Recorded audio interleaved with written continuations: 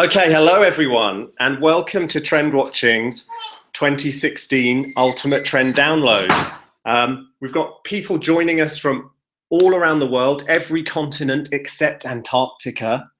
At least that's what I'm told. If you've stayed up late to listen to this, or you've got up very early, as I know some of you have, then thank you very much. I promise it will be worth it. I'm David Mattin, Global Head of Trends and Insights here at Trend Watching. I lead the analyst team here at Trend Watching. You can find us on Twitter at Trend Watching.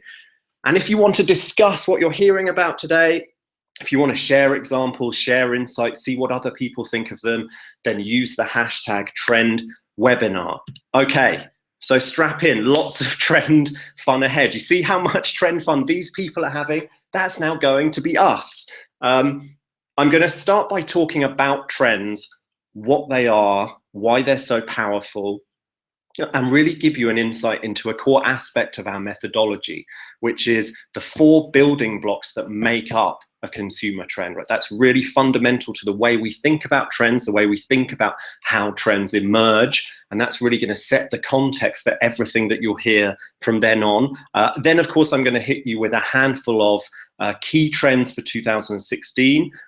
Really powerful innovation opportunities for you, whatever brand you're listening in from or agency, whatever region you're in, really powerful opportunities for you to innovate. I've just picked out a handful that I think are going to make for a really great listen. And then at the end, I just want to walk you through a couple of features that you premium clients have access to within the premium service that helps you get the most out of all the content you have access to.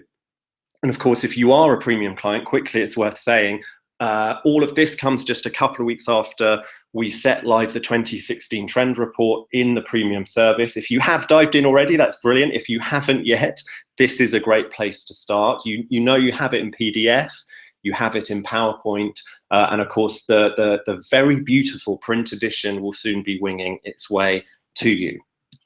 Okay, so I promised that first of all I'd talk a bit about our vision of what consumer trends are. So, you guys know about us. We're obsessed with consumer trends. We have offices in New York, Singapore, Sao Paulo.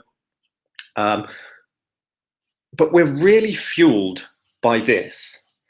This is our insight network. This is a network of thousands of people all around the world, people just like you, sending us examples of new products, new services, new campaigns, new business models that they're seeing in their markets every day, all the time. There's a flood of them. And what we're doing at Trend Watching, what the analyst team that I lead is doing, is really just trying to join the dots between those innovations, spot the new directions of travel, spot the trends. Okay, now when I talk about trends, I can sometimes be misunderstood. I don't mean these kind of trends. As you could tell if you could see me, I'm not really into fashion trends. I'm not talking about economic trends, as interesting as they are. I'm not talking about what's trending online, okay? I'm not talking even about tech trends. No, we are interested in consumer trends. And we have a definition of a consumer trend that runs like this. You can see it in front of you. A consumer trend is a new manifestation among people in behavior, attitude, or expectation of a fundamental human need, want, or desire. Now, there's quite a lot going on just in that definition. So I want to take a step back from that. And as I said, just run through our model of how consumer trends emerge. It's going to be really useful for everything you're going to hear afterwards. And indeed, your engagement with Trend Watching all through the year and the content we give you all through the year. So our model goes like this. On the one hand, there's change, okay, external change. The world around us is changing all the time. Technological change, social change, attitudinal change. We live with very rapid change. We're used to that. We all know that. Okay, on the other hand, there's human nature, right, which fundamentally does not change that much over time. The big drivers of human behavior, think things like safety, connection, the big motivators, love, value, security, they are pretty stable. They don't really change that much over time. And our model really simply says this, that new consumer trends emerge when external change unlocks some new way of serving a basic human need. And the third strand of our methodology is this, innovations. And this is really crucial because we're pretty passionate about the belief that you can see new consumer trends emerging. You can see external change unlocking new ways of serving basic human needs when you look at game-changing innovations, game-changing brands, game-changing startups. So just one really quick example. Mark Zuckerberg clearly did not invent the human need, excuse me, for social connection. What he did is he saw that an external change, the online space, was unlocking a new way to serve that basic need that's always been with us. And of course, he was not, in fact, by any means the first to have that insight, okay? But if you've been looking at those social network platforms way back in the day, way back even before Facebook, you might have had that insight. You would have had that insight too, that the online space was unlocking a new way of serving this basic human need, connection. And you could have picked the trend very early on that was social media, which of course today is not a trend, is just, the air we breathe is just daily life. But that leads us to this thought, okay, this key thought that trends emerge as innovators address people's basic human needs and wants in new ways. And that's why our methodology, our trend methodology, is built around innovations. That's why we have this network of people sending us innovations all the time from their markets. Another way of saying this is simply that I am looking, and the analyst team is looking, for the innovations that set new customer expectations. Okay, I'm looking for these innovations that change what customers are going to expect. And those expectation changes will spread. They spread through the consumer arena. They spread through regions. They spread through industries, through demographic groups. Just look at the way, for example, the expectation of one touch of a button instant service set by Uber has spread through industries, and we now see it applied to all manner of things, from haircuts to laundry to lawyers to food. That's a great example of what we call expectation transfer. So we're looking for the innovations that set new expectations, and we know that those expectations are going to spread through the consumer arena to our door. And that's a pretty scary thought, because it really should lead you to ask the question, who am I really competing against? Who is my brand really competing against? It's not necessarily those either side of you in your industry or in your region. It's the brands, the innovations that are setting the benchmark for expectations in the space that we're talking about. Think maybe Red Bull for marketing, think Apple for design, think Uber maybe for instant service and convenience. Okay, you're competing against those kinds of expectations. That's a scary thought, but we have a great answer.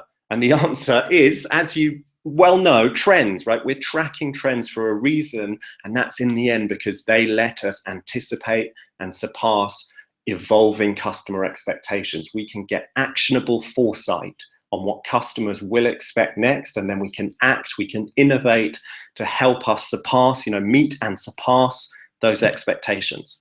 And that's what this webinar and all the presentations we give and all the content we put out in the end is all about.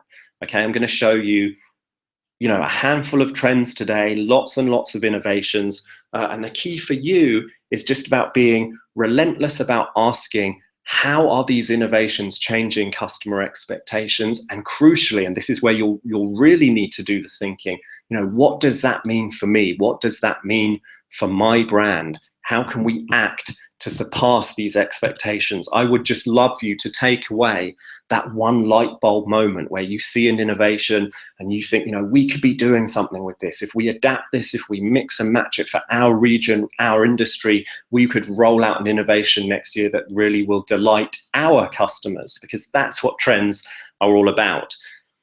And just really quickly, when we're thinking about applying trends, we have a useful model when it comes to that, and we're going to talk a bit more about that later. But it's always helpful to think about, where in my business could I apply this trend? Am I going to apply it at the level of vision, new business concepts, new products and services, or am I going to turn it into a new marketing campaign or some PR? Again, we'll come back to this. We'll touch on this again later. And who am I innovating for? Which customer group am I innovating for? Okay. Oh yes, and it's worth saying too, of course, that that methodology, that's just a tiny slice really of the entire apply methodology that you premium clients have access to. You have these apply tools that can help you take action, you know, turn the trends into innovations that profit. And we're going to come and touch back on that again later too. Okay, so that's that part done. On to the trends. I want to start by just talking very quickly about our trend framework, which again, you premium clients are pretty familiar with. Okay, this is the 16 mega trends that taken together define our entire view of the consumer arena. So these mega trends are the bigger, slow-moving currents that don't change year on year, under which we slot our 100 or so trends that we track, you know, on a daily basis. And what I've done is I've just picked a handful of mega trends out, and I'm going to talk about those mega trends, and I'm going to talk about the latest trend that we have, the trend for 2016 that we have under that mega trend. Okay. So the first mega trend I'd like to talk about is status seekers. And just as it sounds, status seekers is our mega trend that captures the epic, endless sort of customer search for status. I've talked to you about basic human needs and the role, the crucial role they play in our methodology. But of course, in affluent societies, we know that, you know, the most basic human needs are already met.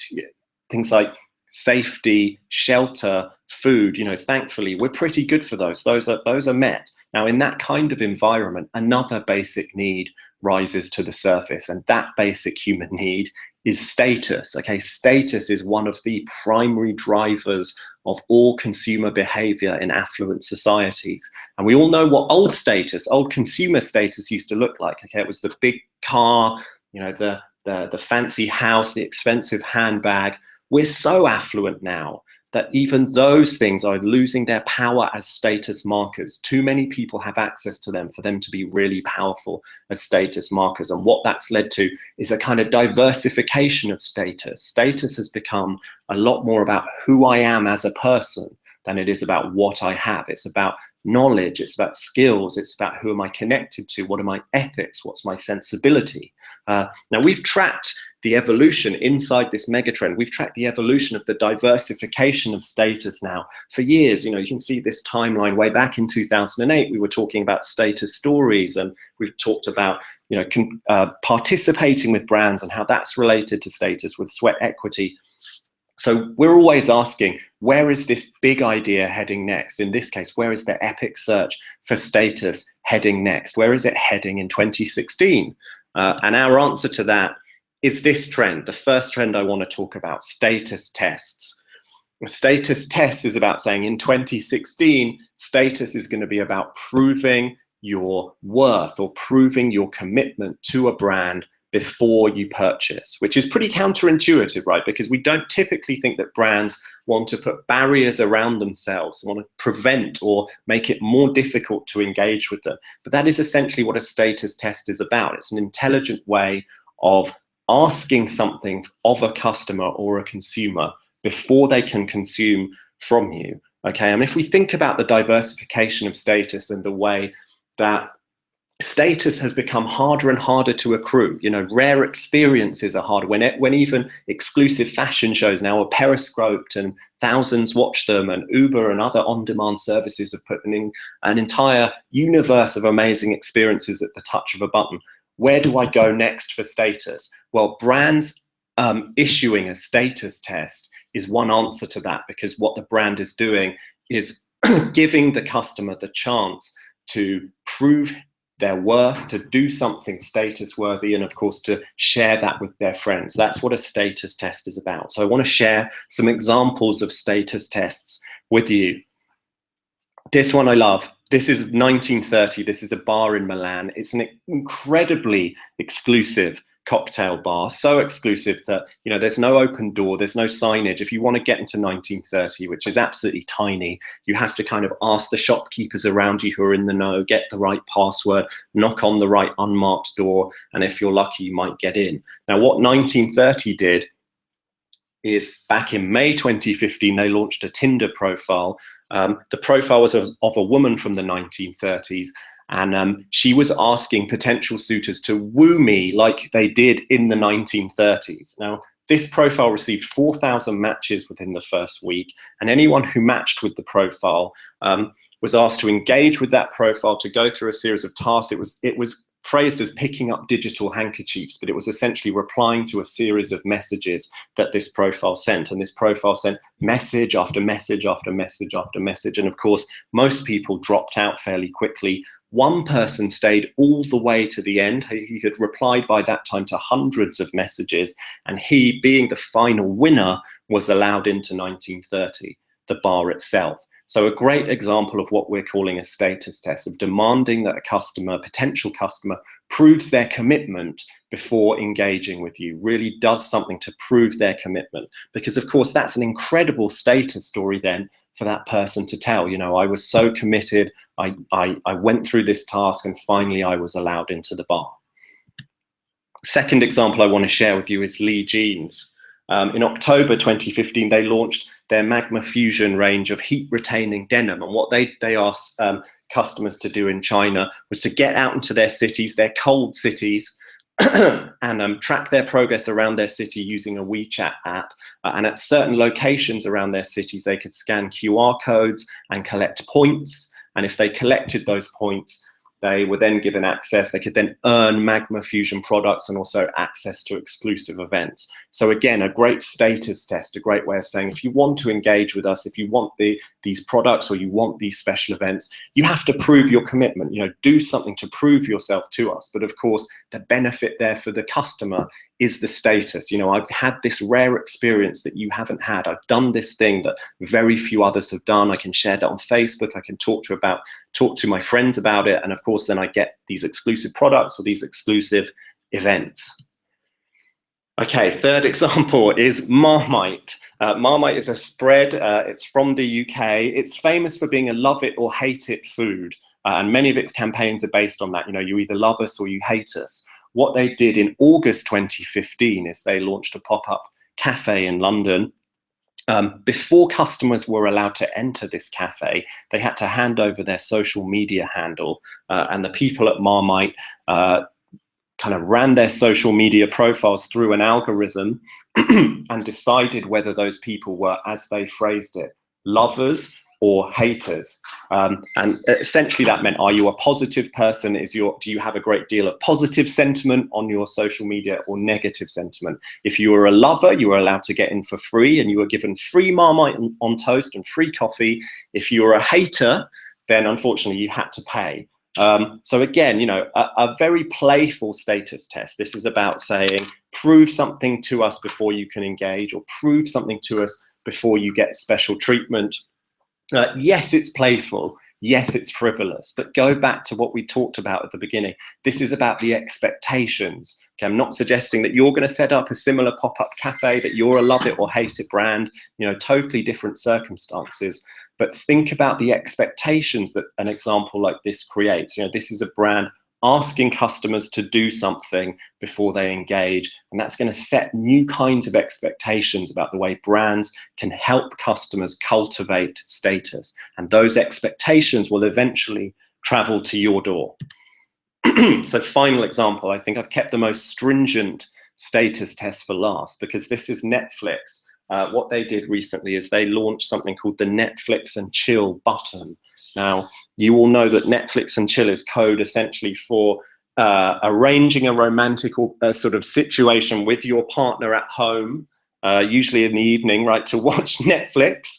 This Netflix and Chill button was designed to do that pretty much instantly for you. So you press this button, it turns on your television, it dims the lights, it fires up Netflix, and it orders takeout. So it's obviously a smart button, it's a connected button. But Netflix didn't produce it, they didn't create it and sell it. Instead, what they did is said, if you want this Netflix and Chill button, you have to make it yourself, and here's a step-by-step guide. And by the way, in order to make it, you better have pretty good skills when it comes to software development and electronics. You know, this is not for amateurs. This is, well, it's not for beginners, basically. So think about that, a really stringent status test. We've created this really cool, yes, it's playful, but it's a really cool, very funny product. But if you want it, you have to make it yourself. The status that you can accrue through having this Netflix and chill button is immensely magnified because you'll set that test. So I would love you to take a light bulb moment from status tests. Just step back and ask yourself, what does a status test look like if our brand, our business, our organization does it? What kind of status are our customers looking to accrue? What kind of status are they looking to display? And how could we set a test, do something counterintuitive, set a test that helps them display, accrue and display that status? And just by the way, think again about that Netflix and chill button. When you set a status test, what you get at the end is a ready-made community, a high status community of people who've passed that test. And indeed, Netflix did something with that community of people who'd made the Netflix and chill button. They know there that they have a community of people who are interested in software development, interested in electronics, and they simply set up a platform to let those people talk to one another. And of course, it's a high status community because anyone else in that community has also passed that fairly stringent status test, in this case of making the button. So how could you set status test? And how could you then do something with that community? Okay, on to the second megatrend. This megatrend is better business. Better business is our megatrend that captures the ongoing epic search for a more sustainable, a more ethical, a more fair consumerism and business. And of course, that's been going on, for years now. Again, it's one of those slow-moving currents through the consumer arena. And the intensification of it is intimately linked to the kinds of ideas we've just talked about with status. Because, of course, as status becomes more and more about who I am as a person and less about what I have, the ethics and the sensibilities of the brands that I engage with become more and more important. Because just by engaging with a brand, just by buying something from a brand, I'm telling the world a story about myself. And when status is more and more about who I am, that story needs to be a story about how ethical I am, about my sensibility, about the type of person I am. So the brands I engage with have to make that story a positive story. So the ethics, the sensibility, the nature of the brands I engage with becomes ever more important. And again, we've been tracking this epic search for a better, fairer, more sustainable consumerism for years and years and years now. But where's it heading in 2016? What's next? Well, one new direction is this. Insider trading, a trend we're really excited about, that we've been talking a lot about recently. And insider trading is simply, at its simplest, it's about taking your internal culture, taking your brand or business's internal culture and turning it into an external asset. So making positive changes to your internal culture and then telling the world about them, really trumpeting those external changes. Again, I just want to run through a few examples of how we see this playing out and talk to you more about why we think it's so important. One of the reasons it's so important is this spread of our ethical concern for people in the workplace. We're very, very accustomed to the idea that we're concerned about vulnerable workers in developing economies, even pretty accustomed to the idea that we're concerned about vulnerable workers in affluent economies. But now, because of things like job insecurity, because of growing inequality, and you can see the statistic in front of you about growing inequality, now our concern is spreading even really to management class workers, middle managers, white collar workers in affluent societies too. And the second big reason is transparency. And we're all familiar with that. The consumer arena is becoming more and more transparent. And that means that what's inside your organization is becoming more and more visible clearly, and therefore more and more important to consumers, because everyone can see right through your organization now. So if we can see what's going on in there, if it's not telling a positive story about who I am when I engage with it, that's becoming more and more important to me. So let's look at some examples of how insider trading is playing out. This is one of the examples that helped inspire the trend. This is Intel. Intel CEO came up on stage and said, you know, the tech industry has a huge problem with diversity. We're sadly renowned for hiring predominantly, you know, white males, middle-class males, sort of in their 30s, in their late 20s and 30s. You know, if we want to build the technologies that the whole world uses, that's not good enough. We need to become more diverse. And I'm going to commit $300 million to building a more diverse workforce by 2020. Okay, and they didn't just do this, as you can see, they made great play of doing it. So a massive commitment to what we call the insider trading trend, you know, taking your internal culture and making it an external asset. And that's about saying, look at the kind of brand we are, look at the kind of business we are. When you engage with us, you're telling a certain story about yourself, about the type of customer you are. Okay. This is REI. I love this one. This is the outdoor clothing retailer in the USA. What they did this year in October is they told all their employees to have Black Friday off. Black Friday is the epic orgy of shopping discount day that we all see on the news. They closed all 143 of their stores. They told all their staff to take Black Friday off and ideally spend it outside, you know, reconnect with nature. Because it's the right thing to do. They were saying, you know, we don't want to participate in this often slightly ugly orgy of consumerism, of shopping behavior that happens on Black Friday. And it was a real commitment because the year before, Black Friday was one of their most profitable days. But of course, REI are doing this because it's about saying, again, look at the kind of brand we are. Look at the sensibility we have. Yes, this is something we're doing internally for our own people, but we're telling the world about it because it has much wider implications, right, for you as a customer when you engage with us, what that's saying about who you are as a person. Third, this is Ola. This is the Indian taxi app. What they did back in September 2015 is they started to provide free medical insurance for their drivers. So very simple. They just said, we care about our drivers, we care about their welfare. We're going to provide free medical insurance from now on for all Ola drivers. Okay, and this is a great moment to touch on a question that I'm often asked, which is, you know, I'm in a certain industry, I'm in X industry. Tell me, what trends are important to me? What trends should I apply? This is a great example. The last three examples are a great look at the way it's not about the industry you're in. You can take pretty much any trend and it's about adapting it for your industry. Okay, it's about trend adaptation. Just look at the way, just skipping back, you know, different industries have adapted this one trend, insider trading, around their industry. So for the tech industry, that was diversity. You know, the tech industry has a big problem with diversity. So you see Intel addressing that. REI, you know, the retail industry, sadly is becoming famous for, you know, the kind of slightly misplaced, shall we say, behavior we see on Black Friday. REI chose to address that with its insider trading play.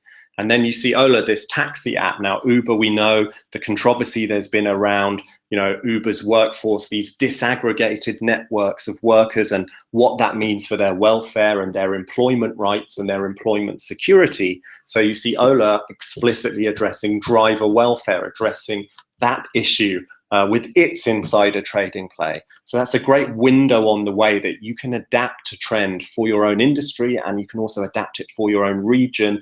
You know, it's about thinking what's particular about my industry, my region, you know, whatever it is, my circumstances, that I can adapt this trend around. And just a final example that I love, I just wanted to throw this one in quickly because it's such a tangible example of insider trading. This is H&M, the clothes retailer, launching a billboard campaign in the US saying, and this, again, it's a counterintuitive billboard campaign because it's not about what we're doing for you, the customer. It's about what we're doing for our own people, because as you can see, this billboard says 5 weeks vacation is possible. Okay, which if you're in, when I present this to European audiences, they're kind of like, of course it's possible. In fact, it's minimal. It's the bare minimum. But if you're in America, if you're in the USA, 5 weeks vacation is a big deal. So this is H&M saying, look how we treat our people. Look what kind of brand we are. And of course, that's partly about recruitment, but it's definitely also a great deal about saying, look at the kind of brand we are and think about what that means for you if you engage with us. Don't you feel more comfortable engaging with us now that you know that we have these ethics, this sensibility, that this is how we treat our people? So I would love you to take a light bulb moment from insider trading. What aspects of your internal culture would you be willing, or would you be proud to splash on a billboard to say to customers, look at the kind of brand we are, look at the type of person you would be if you engage from us? And if the answer to that is none, then ask yourself some hard questions about what aspects of your internal culture you can change, right? You can make that change, like Intel, like Ola. It doesn't necessarily have to be a huge commitment of resources, though if you want to do that, great. If you can do that, great. But ask yourself, what can we change for our insider trading play? And how can we tell the world about that? Okay, great moment to say, because we touched on applying trends there with the trend adaptation part. Of course, anyone can go to our website, trendwatching.com, take this free tool, the Consumer Trend Canvas, and I'm sure many of you have done this before. This is just a great one-page tool to plug in a trend, unpack that trend, and come up with innovation ideas of your own. So take this free tool and you can run any of the trends we'll talk about today through it to come up with ideas of your own. And of course, if you're a premium client, you know all about that tool. It's just one of the suite of tools you have to help you take our trends and apply them to come up with ideas, with innovation ideas of your own. You have that suite of tools in premium. And of course, this year we gave you a head start because we unpacked all 16 of our trend report trends on the Consumer Trend Canvas for you. So half your work is done. We analyzed all those trends for you on the Consumer Trend Canvas ideation tool. That's a great tool then to take into a meeting and really just kickstart that meeting, that strategy meeting around a trend or around a handful of trends in this year's trend report. Okay, but I want to move on to the next mega trend very quickly. This is helpful. This is our mega trend, all about customer service, all about convenience. Because yes, as much as consumers are on this epic quest for status and related to that, care deeply, increasingly about the ethics, the sensibility of brands, they still want to be served, right? That's another one of those deep aspects of human nature that doesn't change, this desire to be served, for convenience, for life to be easier and faster and better in that way. And that's what the helpful megatrend tracks. Okay, we've been tracking trends in that space for years and years now. You can see a few of them in front of you. We talked about brand butlers back in 2008. We talked about data and customer service in 2012. So again, where is this heading? Where's customer service and the search for convenience heading? Well, that's a huge question, of course. But one answer we have, one new direction for 2016 is a trend we call contextual omnipresence, which is quite a mouthful, even for a native English speaker. But at its heart is a simple idea, because contextual omnipresence is just about being in the right place at the right time for consumers. It's about being there when consumers need you. Okay. Where are we at now with that? Well, where we're at now with that is omni-channel. Okay, we've really been led by the technology at the moment when it comes to being in the right place at the right time, because omni-channel is just about saying, let's use all the technology we have lets us do all this stuff. So let's definitely do all that stuff to be in the right place at the right time. Let's use every channel we have, which means using every screen, which means smartphone, iPad, laptop, smartwatch. And let's use the context we've all become obsessed with because the technology has given us access to it, and that's location. So we're going to use all these digital channels, and we're going to use the context that is location to be in the right place at the right time. And what we're saying with contextual omnipresence is that we see things moving on from that. We see an evolution from that. And that evolution is about saying, how can we use new channels, innovative channels, and new innovative customer contexts, okay, to truly be in the right place at the right time, to take this to the next level. And I just want to run through some examples that we're seeing of that with you guys. The first is Amazon Prime. So we remember back earlier this year, the Amazon Dash buttons turned a range of household devices into new sales channels. Okay, so stick an Amazon Dash button on your washing machine, your fridge, your bathroom mirror, and that household device or object has then been turned into a sales channel for, you know, soap, washing powder, shaving foam, whatever it is. You know, press that button, instant order of that consumer good. What we're seeing now is Amazon moving that along. In October, they launched the Amazon Dash replenishment service, and that means that compatible connected devices like coffee filters or Samsung printers or the Brita water pitcher will auto order replenishments for you when stocks are low. Okay, so stocks fall low of your coffee or whatever it is, and this connected device will automatically order replenishments for you. So a really interesting way of turning, again, household objects into a new sales channel. Now, of course, that's a very tech example of a new sales channel. But I want to share another example with you that also will give you a handle on what I mean by using innovative channels. Because this is the Hotel Banks. This is a hotel in Antwerp. What it did is partner with a French fashion brand called Pimkie to launch in its rooms mini fashion bars. So as well as just the standard mini bar with, you know, that very overpriced can of Coke and bar of chocolate, these hotel rooms also now have what they're calling mini fashion bars, and these are closets stacked with clothes chosen for relevance for the location and obviously the season. And as a guest, you can take these clothes, you can wear them, you know, around town, do what you want to do, and at the end of your stay, you can choose to purchase them if you wish. So this is what I mean by an innovative sales channel. Did you ever think that a hotel room could be a sales channel for a fashion brand? But with this example, you see that yes, it can. So that's what I mean by new channels. And just very quickly, what do I mean by new contexts? As I said, we've become obsessed with location as a context since the advent of the smartphone, because the smartphone allowed us to use that for the first time as a customer context. Okay, this person is walking past my store, quick, I'll ping him an alert for a discount. Consumers now spin off tons and tons of data, stuff way beyond just what their location is.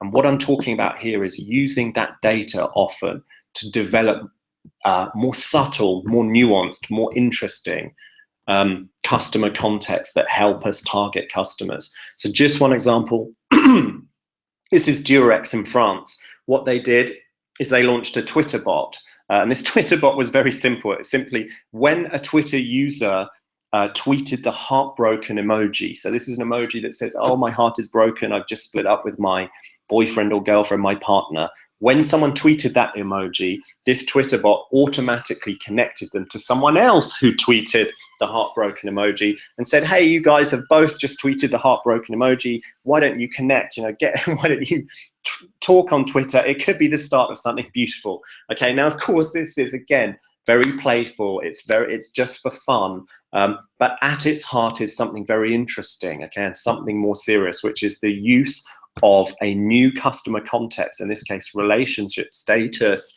to target consumers. Yes, in a playful way, but again, go back to what we said about expectations. Okay, consumers will now expect that you use all kinds of context, all kinds of more nuanced contexts to target them rather than just location. And that's what contextual omnipresence is all about.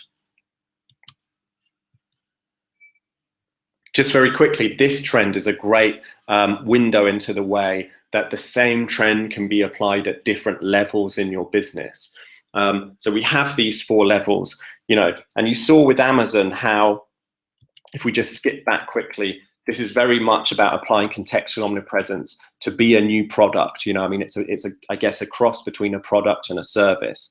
You know, the Hotel Banks applied this, partnered with the fashion brand Pimkie, very much a service. Durex applied this trend, very much a campaign, right? Very much about marketing. So a great window on how you can take a trend and adapt it to apply it at different levels in your business. And just very quickly on the subject of customer context, of more nuanced customer context, this is very interesting. This is Telefonica Research Labs. They did some research that showed they can detect via a user's mobile phone activity whether that user is bored or not.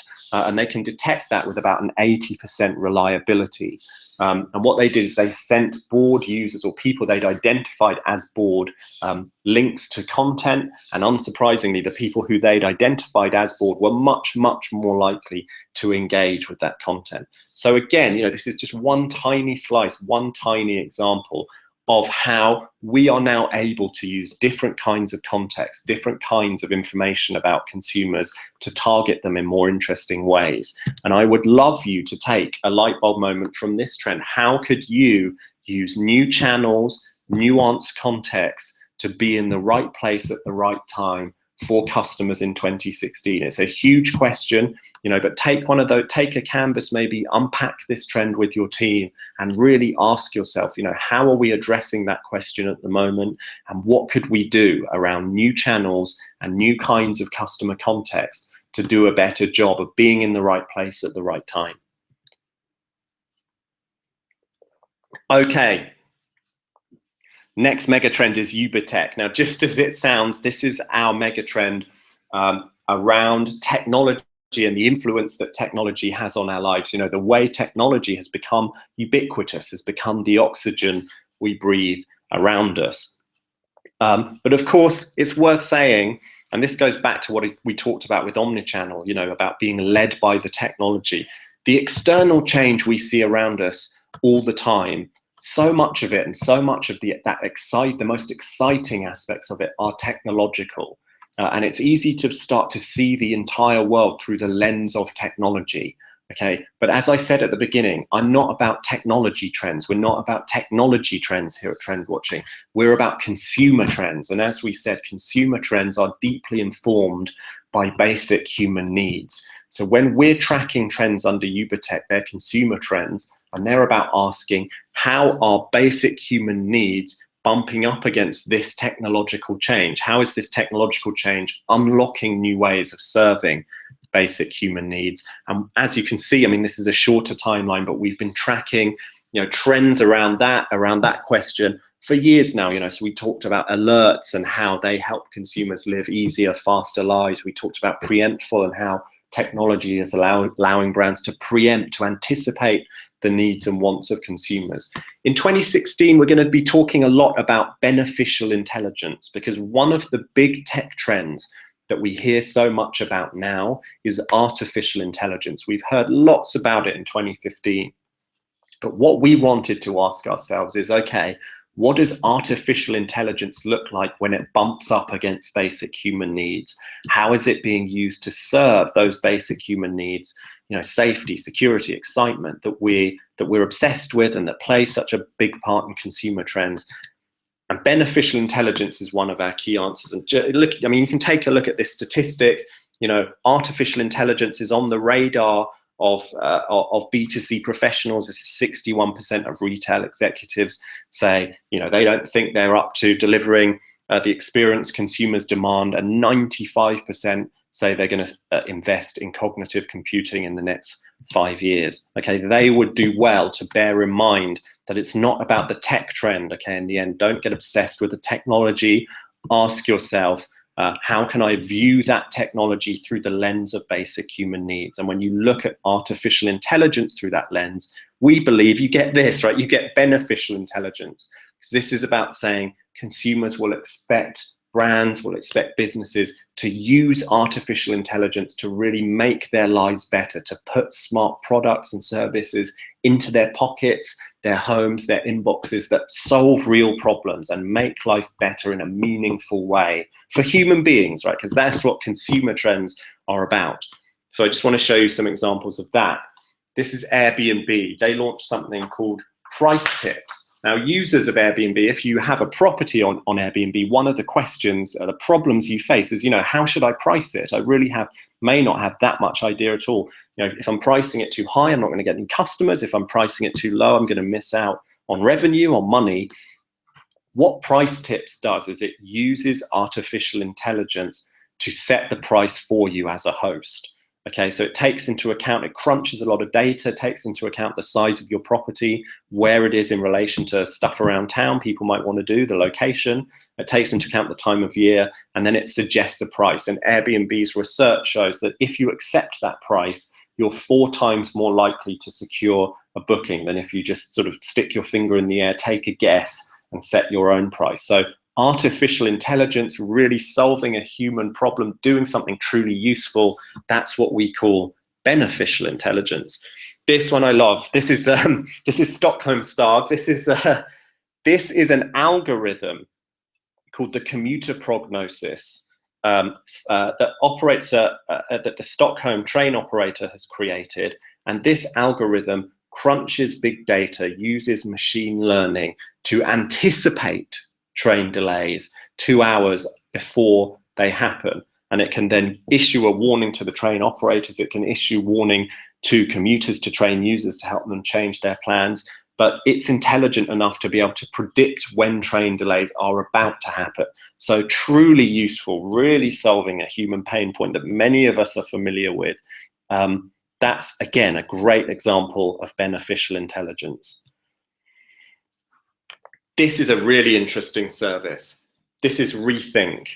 This is a digital service that tackles the issue, uses artificial intelligence to tackle the issue of cyberbullying. Because if you're running this plugin, so obviously it's aimed at teens. If you're running this plugin, it can use natural language processing to detect when you've typed something and are about to post something that's offensive or something that's bullying to social media. And what it does, it just pings up a warning to the user saying, this appears a bit bullying or offensive. Are you sure you want to post it?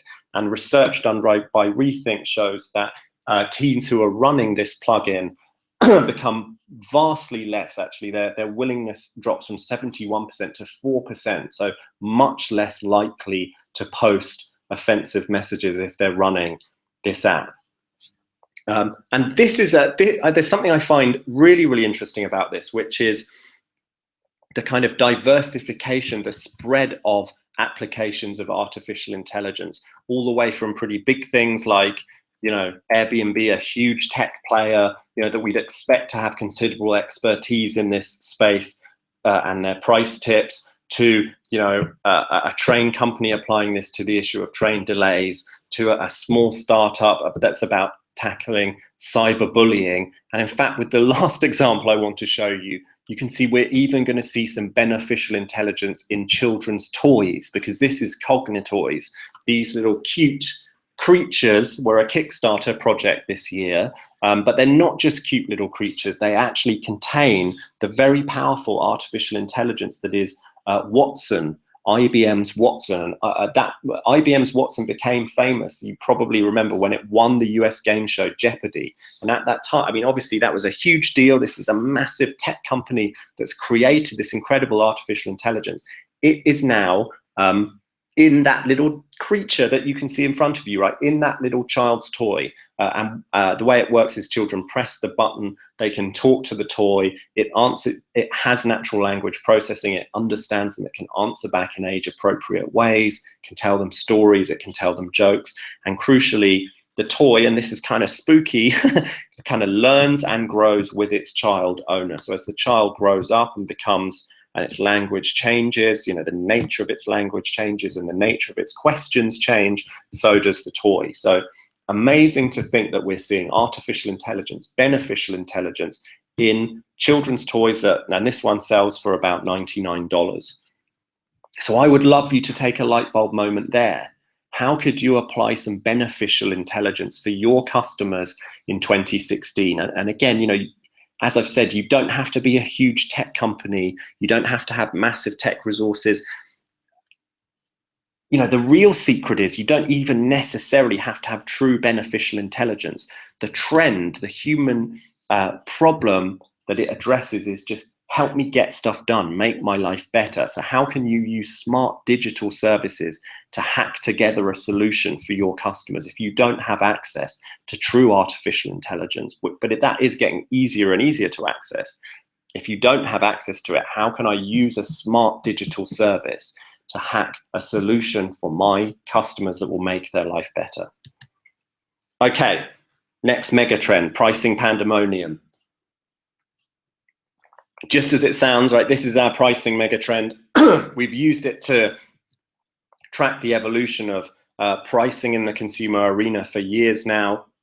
We all know that pricing and value are becoming more and more of a hall of mirrors, more and more fluid, more and more difficult to see to the bottom of, because everything from crowdfunding to freemium models online are just radically changing expectations around pricing and around value. So what's next? What's one pricing play for 2016? Well, the tactic that we want to share with you is called perspective shifts.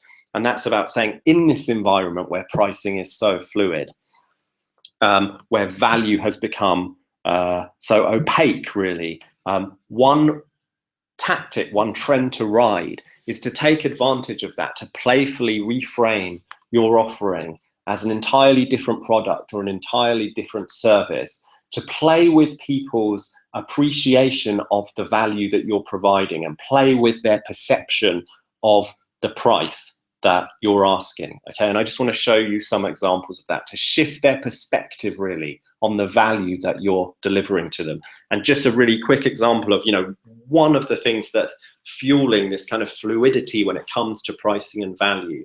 You see just the enormous value of pledges that have been made on Kickstarter by an enormous number of people, $2 billion by 9.5 million people. And crowdfunding and the kind of customer perks that we see attached to certain prices on crowdfunding sites is really one of the drivers of this new fluidity of pricing and value.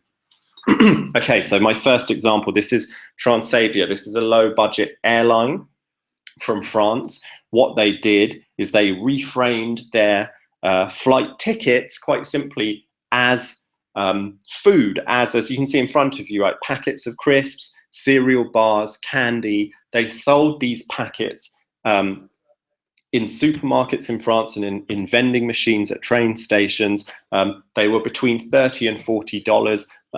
As you can see, there was a QR code, and if you scanned this QR code, you redeemed a low-cost flight to Lisbon, to Dublin, to Barcelona. So a great example of a perspective shift, because typically a flight ticket is a very considered purchase. It's heavily researched, it's heavily price compared, but a packet of crisps or a cereal bar or some sweets are just an impulsive kind of grab off the shelf purchase. So what Transavia have done here is they've reframed their product as something that you just grab impulsively off the shelf, throw into your basket, to just give consumers pause to rethink about the value they're delivering and about their price point. These flights are only €35, €40. That's a pretty impulsive purchase, or it can be. Okay, so just reframing customer appreciation around the value they're delivering.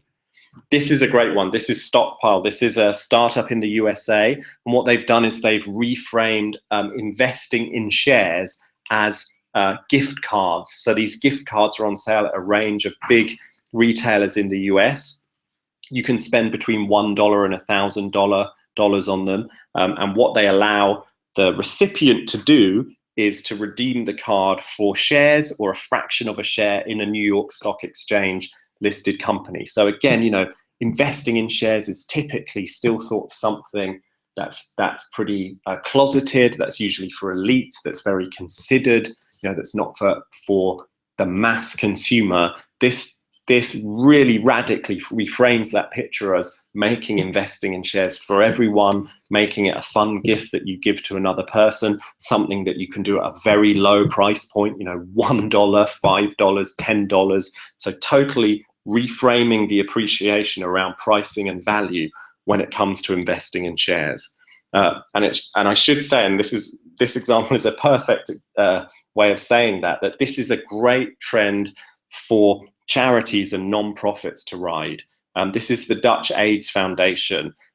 They launched a pop-up store that sold these pills for first world problems, they called them.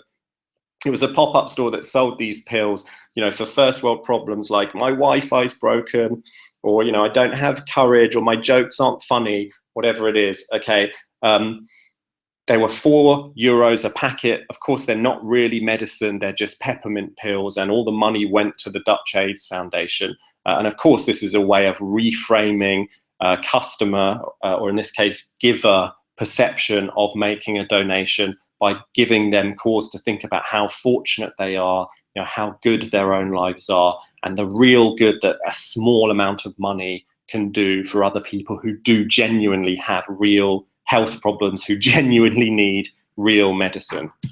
And again, another fun one. This is the Greek bailout fund. So a guy in London started this crowdfunding site on Indiegogo. He said, help me rescue the Greek economy. I'm trying to raise 1.6 billion euros to rescue the Greek economy. Of course, it wasn't genuine. He didn't expect to raise his 1.6 billion euros, but what he wanted to do is make the point that, there's 500 million of us in Europe.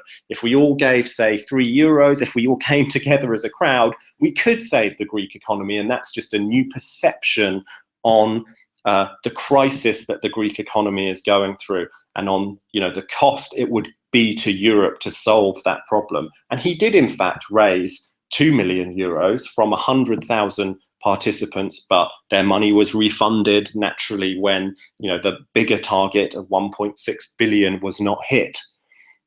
So how could you run a perspective shift on your customers in 2016? How could you make a perspective shift around your pricing, reframe your offering as something else entirely, a different product, a different service, in a playful way, to lead consumers to a new appreciation of the value you're offering, or of the price point that you're at? A really, really interesting, fun question for a team meeting this year, if you can, next year, if not.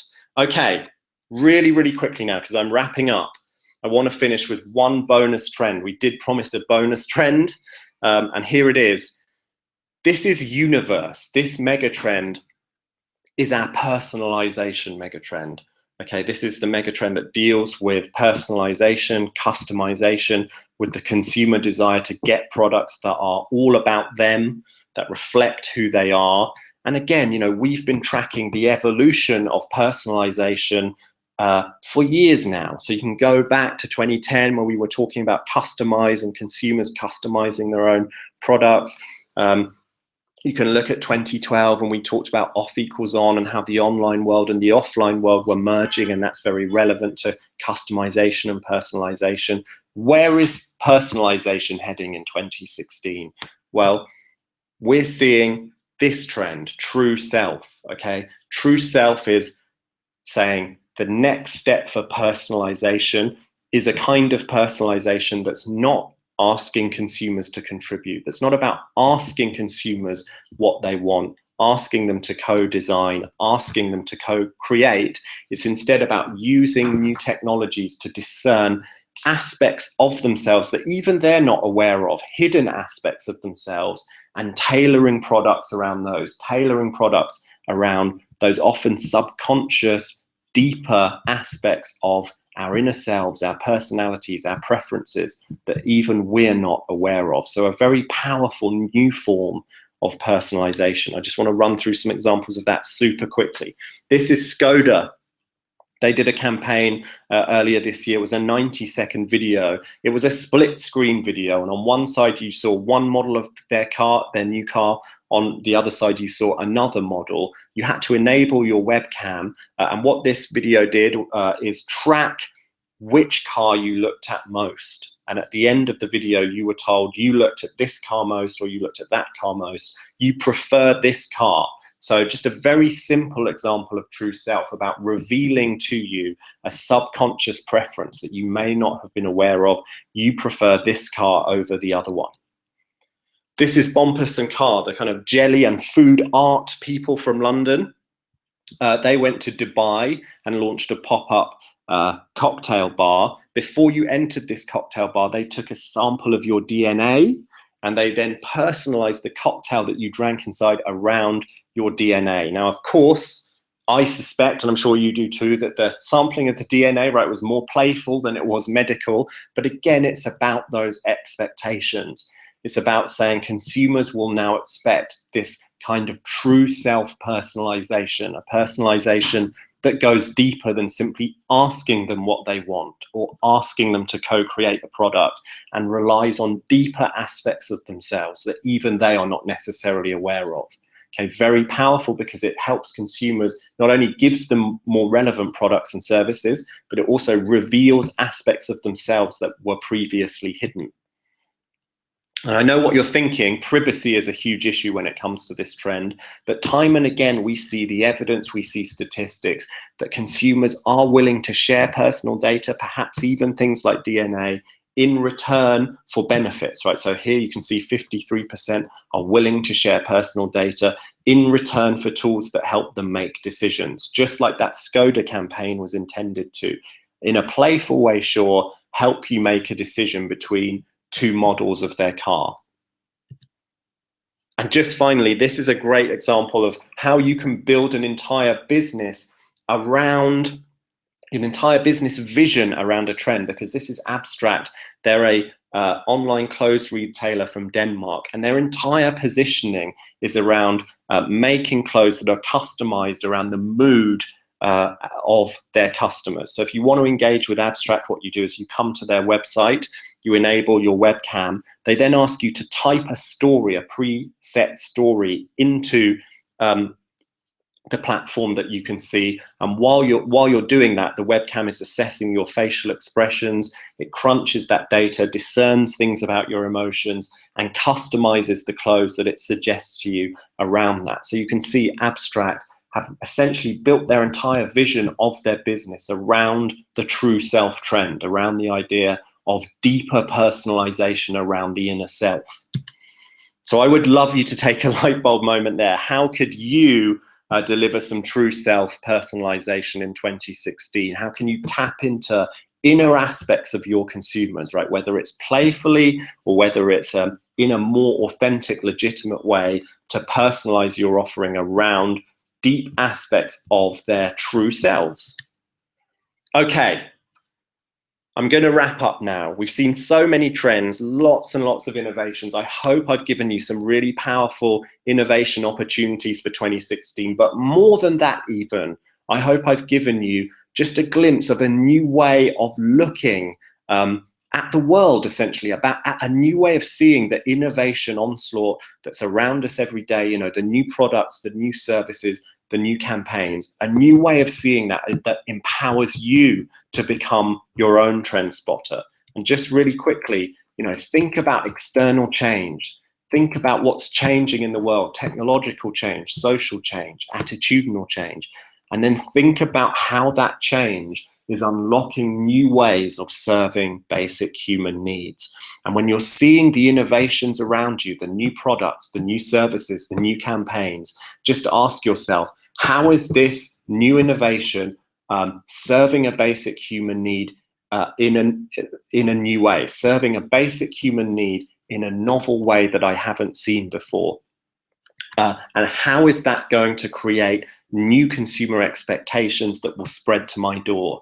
Okay, if you bear that methodology in mind, that framework for seeing the world in mind, you become your own trend spotter. The innovation onslaught that you see around you, rather than being overwhelming, can become extremely empowering, right? Because you're then going to use it to just spot trend after trend after trend and take action on those trends. Because of course, and here I come to the apply part again, you know, trends aren't just about nice to know. Trends aren't just about fun and interesting to know. They're about doing something, right? Trends are nothing if you don't use them, if you don't apply those trends to create new products and services, business models, campaigns of your own. And we talked about, you know, the suite of tools that you premium clients have access to inside the premium service to help you focus on trends, the consumer trend radar, to help you ideate the canvas, and various other exercises and tips and advice that we have for you there. And just by the way, we touched on the the fact that with the 2016 trend report, we unpacked all 16 of the new trends on the consumer trend canvas, just to give you that head start in next year's strategy meetings, in next year's trend meetings. So really, this is where I hand over to you. You know, it's just about you taking these trends, using those apply tools, and I just love you to get going on them. You know, let me know how you get on. But just really quickly, I promise to show you just a couple of features inside the premium database that you have access to, just to help you get the most out of the content that you have. And the first I just want to touch on really quickly is the trend mapper. So this is a tool that helps you map your key concerns, map the areas that you're interested in against our content to help you find the most relevant content. So you come to the trend mapper, you select your industry, and I'm just going to select an industry. You know, let's say I'm a retail professional. Of course, you select your own industry, okay? And let's say, okay, as a retail professional, I know I'm interested in ethical business, I'm interested in purpose, I'm also interested in personalization, and I'm interested in customer service. Okay, so I select those 4 and then I click show me the mega trends. And here we are. So it's mapped the areas of focus that I selected against the mega trends that we have in our innovations database, the 16 mega trends that I've talked to you so much about. Okay, that won't surprise you to know, if you were listening to me, that when I say I'm interested in ethical business, it picks out better business, which is our ethical business megatrend, as a primary megatrend for me to look at. And if I click on that megatrend, pretty quickly I'm taken to the better business megatrend in the innovations database, and I can see all the innovations that fall under all the trends that we track under the better business megatrend. So, aha, look there, we see there's the REI example that we talked about, the insider trading example we talked about that saw REI tell all their employees to take Black Friday off. And you can see that example there. You can see the metadata we had around it there. You can see under trends that it's tagged with the insider trading trend. And if you clicked insider trading, then you'd then be taken through to that trend and you'd be able to explore all the innovations under that. But I just want to take us back to the trend mapper for a moment. So if we click back to the trend mapper, and we also said that we were interested as a retail professional in personalization and customization. And again, it won't surprise you to know that universe, the personalization megatrend that we pulled out, is then given to us as a primary megatrend for us to explore. And if we click that megatrend, we're taken through to universe in the innovations database. And here we can see all the innovations that fall under all the personalization trends that we're tracking. Aha, I see actually, here's a Uniqlo example of the true self trend that I talked to you about earlier. So this is another great example of true self, because this is Uniqlo using a device to discern the mood, discern the emotion of customers. You can see the picture in front of you there, and then use those emotions to create t-shirt designs for that customer. So again, customizing based on aspects of the inner self, aspects of the more authentic self.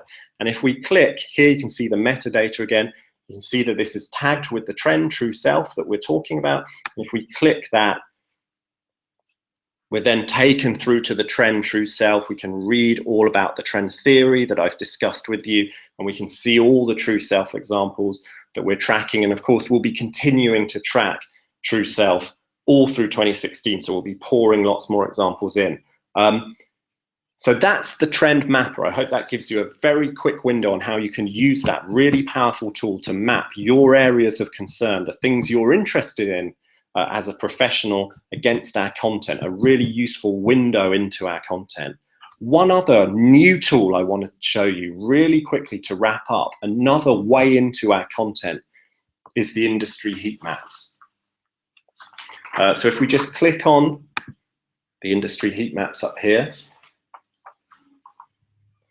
So this is a tool that allows you to tap the collective intelligence of all the other users of Premium, because what it does is it aggregates thousands of searches, thousands of uses of the Trend Mapper, the tool I just showed you, to see how other users in other industries are diving into our content. So essentially asking what other megatrends are users in your industry finding important? What are they focusing on? Okay, what's the Trend Mapper telling them they should focus on? It's aggregating all that data and revealing it to you. So let's say, for example, here you can see the heat map tool. So let's say, for example, that I'm the same professional. I'm that retail professional that we just discussed, and I want to see how other retail professionals are using the service. Okay, what is the Trend Mapper revealing about the mega trends that other retail professionals are focusing on? So if I click on retail, as I just did, okay, it's pretty reasonable to discover that human brands, helpful, and Ubertech are the three biggest megatrends, biggest areas of focus for other retail professionals using the Trend database. So human brands, if we click on that, you can see it's a megatrend that captures, you know, this constant quest that brands have now to move beyond just the transactional, to move beyond just transacting with customers and build a more meaningful, build a more human relationship with them. And it makes sense that retail professionals would be deeply interested in that megatrend. Now, another big megatrend, a big area of focus for our retail professionals, the heat map's telling me, is helpful, which is a megatrend we talked about. This is a megatrend all around convenience, around customer service. And again, it makes sense that for the retail professionals using the Trend Mapper, using our service, this would be a big megatrend, a big area of focus. So this is a very, very powerful tool to help you calibrate, to help you validate your strategy and validate your thinking against the thinking of other users of our service, because you can come along and say, these are the megatrends that seem important to me, but you know, other professionals in my industry, in this case retail, other professionals in retail, what megatrends are they focusing on? What are they finding important? And of course, if you're really smart, and of course you are, you'll also use this tool to ask yourself, what are other professionals in my industry not focusing on? Okay, and where's the opportunity there? Where's the opportunity there for me to focus on a trend, to deploy a trend, apply a trend that others in my industry are missing?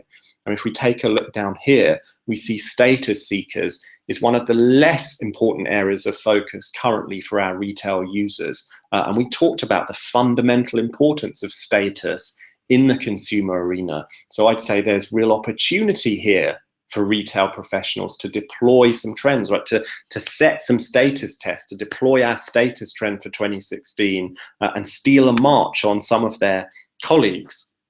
So I hope that gives you a window on this tool. You know, I mean, you can explore it according to the industry you're in. If I click on health, it's going to show me what are the megatrend areas of focus that other users of the premium service in the health industry are focusing on. And there again, it's no surprise to see that betterment, our megatrend that's all about self-improvement, it's all about this desire to be a better person, to improve across multiple domains, that is the biggest megatrend area of focus for health professionals who are using our service. And you can explore this tool to your heart's content.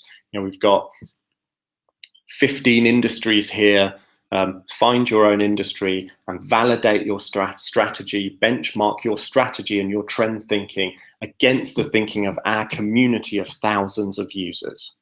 Okay, I think that's more than enough from me. Thank you so much for listening. As I said, I hope I've given you actionable trends. I hope I've given you a glimpse of a new way of seeing the world so that you can start to become your own trend watcher.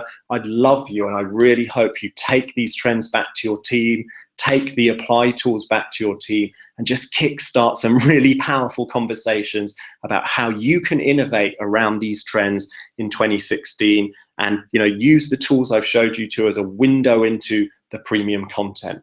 But that's more than enough from me. So until we meet again online, until we talk trends again, good luck with all of that, and goodbye.